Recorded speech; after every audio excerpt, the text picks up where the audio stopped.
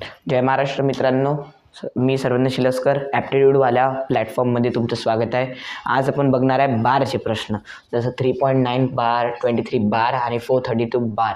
हे प्रश्न सॉल्व कसे करायचे दाद्या, पहिल्यापासून लक्ष दे, तर समजून नाही तर नाही समजून.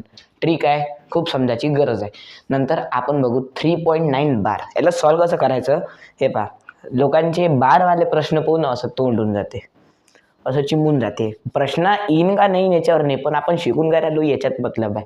तर जो बारवाला प्रश्न आहे, आता 3.9 बार आहे, तर 3.9 बार आहे ना, तर तुला काय करायचं आहे, 3 होलमध्ये लिहून टाकायचं आहे. काय करायचं आहे, 3 होलमध्ये लिहायचं आहे.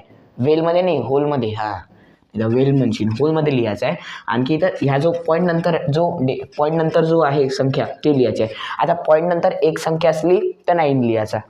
मित्रांनो, 9 लिहिणं कंपल्सरी आहे. आता एक डिजिट आहे म्हणून आपण 1 9 लिहिला. आता सेम खालच्या ह्याच्यात करू. 17 होलमध्ये लिहू, होलमध्ये. आणखी लिहू 23. पॉईंट नंतर किती डिजिट आहे, 2. कोणते आहे, 2 आणि 3 म्हणजे 23. आणि याच्या खाली काही 9 का लिहित आहे आपण, कारण की 2 संख्या आहे ना पॉईंट नंतर, म्हणून. आता खालचं आहे 99.432. आता 99ला लिहू आपण होलमध्ये, तेच करायचं आहे फक्त सेम. आणि 432 पॉईंट नंतर जेवढे डेसिमल आहे लिहायचं आहे. 432 अपॉन 999. काय लिहू आपण, 999 का घेतलं की 3 वेळा आहे, पॉईंट नंतर 3 डिजिट्स आहेत, म्हणून आपण 999 घेतलं. बस एवढंच दिमागात ठेवायचं आहे. समजलं असेल तर लाईक करा, शेअर करा, सबस्क्राईब करा. नसेल समजलं तर शिव्या नका देऊ. व्हिडिओ मागं घ्या, वापस बघा, कारण की हे समजणार तुम्हाला नक्की आहे, कारण की हे ॲप्टिट्यूडवाल्याचं प्रॉमिस आहे. ठीक आहे, चला, जय हिंद, जय महाराष्ट्र.